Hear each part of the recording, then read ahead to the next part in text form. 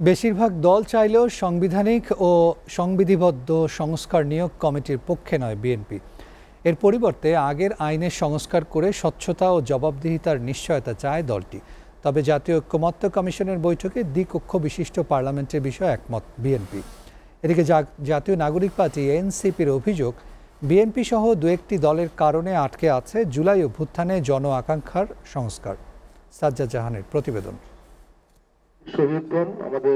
ঢাকার foreign service একাডেমিতে জাতীয় ঐক্যমত্য কমিশনের সঙ্গে রোববার অনুষ্ঠিত হয় রাজনৈতিক দলগুলোর দ্বিতীয় পর্যায়ের সপ্তম দিনের আলোচনা।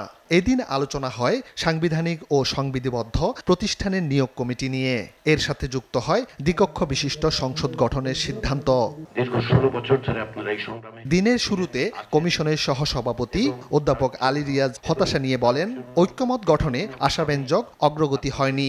বলেন, রাষ্ট্রকাঠামো গঠনে সবার কাঙ্ক্ষিত দায়িত্ব পালনই জুলাই শহীদদের প্রতি শ্রদ্ধা জানানোর একমাত্র উপায়। দলের অবস্থান শুধু কি ব্যক্তির অবস্থান সেটাই গুরুত্বপূর্ণ হবে, নাকি রাষ্ট্র এবং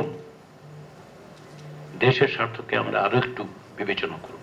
কমিশন অবশ্যই প্রতিপক্ষ নয়, কমিশন আপনাদেরই অংশ, আমরা একটা দায়িত্ব পালন করছি মাত্র। সপ্তম দিনের আলোচনায় সাংবিধানিক ও সংবিধিবদ্ধ সংস্থার নিয়োগের বিষয়ে আগের অবস্থানে অটল থাকলেও দ্বিকক্ষ বিশিষ্ট পার্লামেন্টের বিষয়ে একমত বিএনপি। রাষ্ট্রপতির নির্বাচনের ক্ষেত্রে আমরা গোপন ব্যালটের মাধ্যমে স্বাধীনভাবে এমপিরা ভোট দিতে পারবে সেই বিষয়ে একমত হয়েছি। তো ঐক্যমত্য তো পোষণ হচ্ছে। এখন যদি জাতীয় ঐক্যমত্য কমিশনের সকল প্রস্তাবে যদি আমাদেরকে 100% একমত হতে বলে, তাহলে আলোচনার জন্য ডাকা হলো কেন?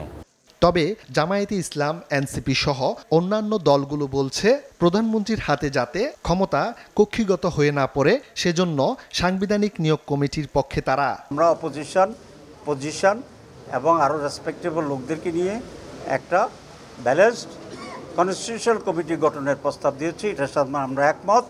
এটা হচ্ছে না এই জন্যই বলেছি এখানে বিএনপির আপত্তি আছে।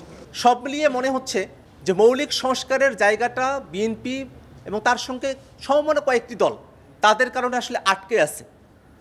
আজকে ঐক্যমত্য কমিশন এই দলগুলোর কাছে আবার আহ্বান রেখেছে তারা যেন তাদের ফোরামে আলাপ আলোচনা করে সিম্পল মেজরিটিতে সংবিধান সংশোধনের সুযোগ থাকলে ভবিষ্যতেও কিন্তু এই অতীতের মতো আরেকটা ফ্যাসিবাদ কিংবা স্বৈরাচার তৈরি হতে পারে। এই অবস্থায় সংস্কার আলোচনায় সিদ্ধান্তহীনতায় কাটল আরেকটি দিন। সংস্কার নিয়ে সব দল আন্তরিকতার কথা বললেও বাস্তবতা ভিন্ন। এখন পর্যন্ত কমিশনের বেশিরভাগ সিদ্ধান্তেই ঐক্যমতে আসতে পারেনি রাজনৈতিক দলগুলো। সাজ্জাদ জাহান, এসটিভি, ঢাকা।